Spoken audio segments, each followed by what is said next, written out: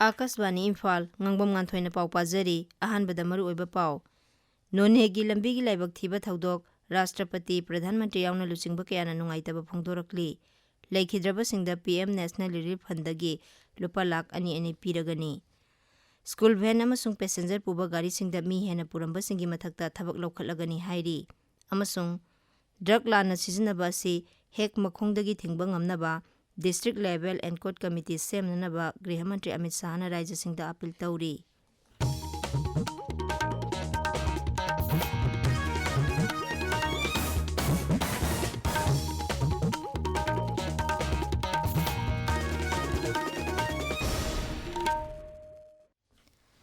None Zilagi Khopum Police Station gi manung chanba Tubung Longsai Part 3 da ngarang excursion chatkiba mahiroi sing puba bus ama accident thokpadagi mahiroi kya laikhidaba aduda Rashtrapati Pradhan Mantri amadi luchingba kayana awaba phongdorakli mahaki serol amada Rashtrapati Draupadi Murmu na hai None Zilla da mahiroi puba bus ama accident thokpada nauriba punsi kaya mangkhiba si thamoi sokningai ni laikhidaba singi imung manunggi awabada saruk yari amasung soklaba sing athuba matamda phaba oirasanu Pradhan Mantri Narendra Modi na laibak thiba accident aduda nungaitaba phongdokpaga loinana laikhidraba singi imung manunggi awabada saruk yari asokpa sing athuba matamda phagalakpa oirasanu hairaduna Pradhan Mantri na hai Rajya Sarkar na pangba yaba mateng pangli Kendra gi Shiksha Rajya Mantri Dr. Rajkumar Ranjan Singh na educational tour chatpada mahiroi sing laikhidaba amadi asok apan thokhiba aduda thamoi sokna nungaitaba phongdorakli thaudok aduda soklaba sing athuba matamda pharakpa oirasanu hairi BJP National President JP Nadana su thaudok aduda nungaitaba phongdorakli None Zilla da thokiba laibak thiraba thaudok aduda laikhidraba singi imung manungda lupa lakh ani ani amasung asokpa singdana lupa lising yangkhai yangkhai piragani haina Pradhan Mantri Narendra Modi na laukthokre thaudok adubu nungaitaba phongdokpaga loinana Prime Minister's National Relief Fund dagi santhang sing asi pigani haina Pradhan Mantri na laukthokibani Rajya Sarkar na su thaudok aduda laikhidaba singi imung manungda lupa lakh 5 khara hena sokpa singdana lupa lakh amamam amasung khara sokpa singdana lupa lising yangkhai yangkhai piragani haina lauthokhrabani laibak thiba thaudok aduda mahiroi taret yauna miyoi mapan sikhi 39 asok apan nangkhi mahiroi puba school van singna apiba seat masingdagi hena puba thengnaramlabadi makhoigi license kakthatpaga loinana school singi mathakta aingi oiba thabak lokhatkani hairi Imphal dangrang pangthokpa paugi mifam amada Mukhya Mantri na hai gari thawriba singna yariba makhai passenger phangnaba honabada kana thawroidabani helmet uptaba passenger hena puba amasung mahiroi hena puba school van singi mathakta kudaktagi drive satharagani haina mahakna makha takhi Rajya sida leiriba mahiloi sangsingi winter vacation gi matam laukthokre Rajya gi Education S ki Director L Nandakumar Singh na thokpa cherol amada hai Sarkar gi aided private and aided school singi Satliba academic session lising ani kuni thoi kulhumdoi gi winter vacation hayengdagi hauraga mathang chahi gi January ani phawba oiragani Amaromda ningthamthagi matamda mahiloi sangsingna school excursion chatpadagi thokhaningdaba thaudok kya thokpagi paw lakpadagi January gi tang 10 phawba makhal amatagi excursion chatpa yaroi hairi Rajya gi Education S ki Director L Nandakumar Singh na thokpa cherol amada hai school singi principal headmaster headmistress singna hariba hukuma singangna chatkadabani karigumba ngaktrabadi masigi daita makhoi na lawgadabani tabiriba pawase Akaswani Imphal dagini drug lana sizinaba si hek makhongdagi thingba ngamnaba District Level and Court Committee semnanaba Griha Mantri Amit Shah na Rajya Singda appeal tauri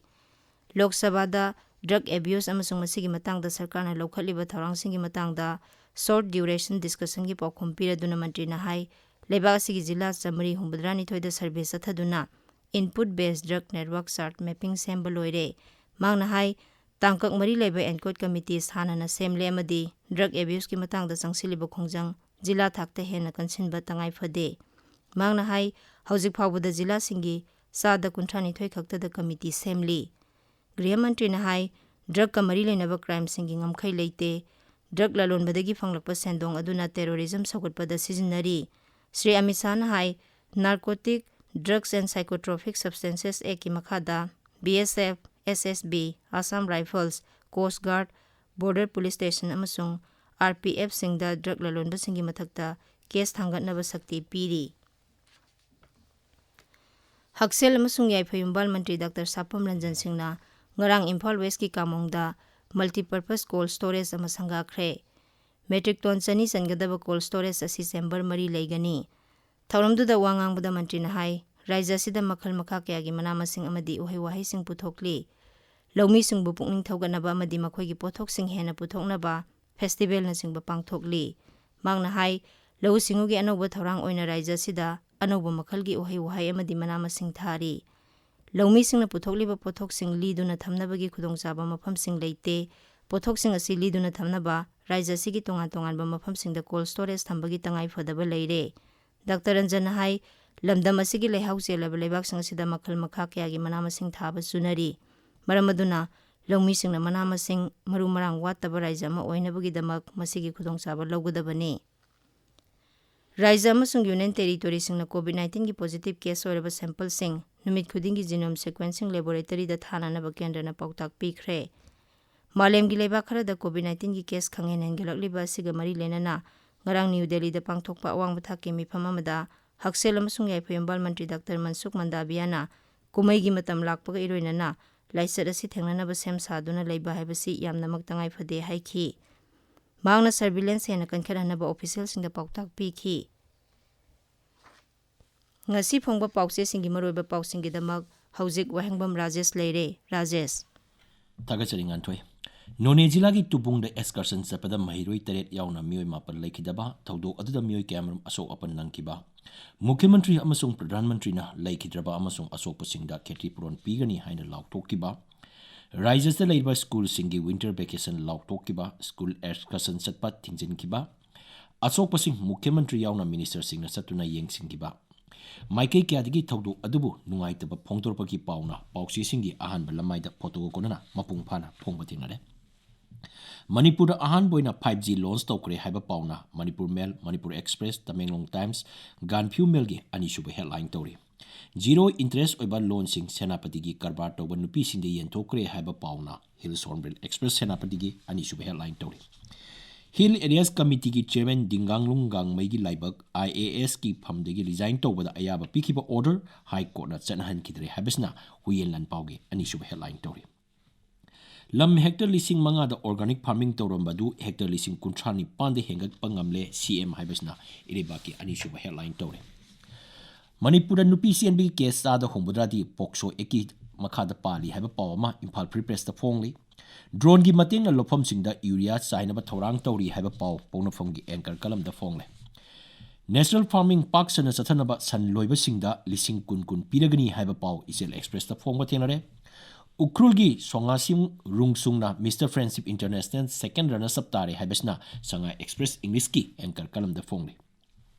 Longsai village ki thokdok khunja singna sarkar da maral sirakli Works Mantri na chumthorakli haiba paw Imphal Free Press da phongli India da Omicron gi BF7 variant ki case ahum thengnare haiba paw sanale baki anchor kalam da phongle Kamong da multipurpose cold storage hangdokre haiba paw Morning Bell gi anchor kalam da phongli District boundary lana anoba kulta sin danaba chief minister gi warning haibisna narugi thokdangi editorial oiri laibak thirba thokdok haibisna sanga express manipuri gi editorial oire khungangi lamsingda sana khonabagi infrastructure chakonabagi priority haibisna people's chronicle gi editorial oiri Nganthoi Thagatsari Rajesh aroibada maroiba paw amuhanna none gi lambi gi laibak thiba thokdok Rashtrapati Pradhan Mantri yauna lusingba kayana nungaitaba phongdorakli leikidraba singda PM National Relief Fund dagi lupa lakh ani piragani School van amasung passenger puba gari singda mi hena puramba singi mathakta thabak laukhalagani hairi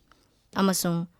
drug lana sizinaba si hek makhongdagi thingba ngamnaba district level and court committee semnanaba Griha Mantri Amit Shah na Raija singda appeal tauri Pauloizare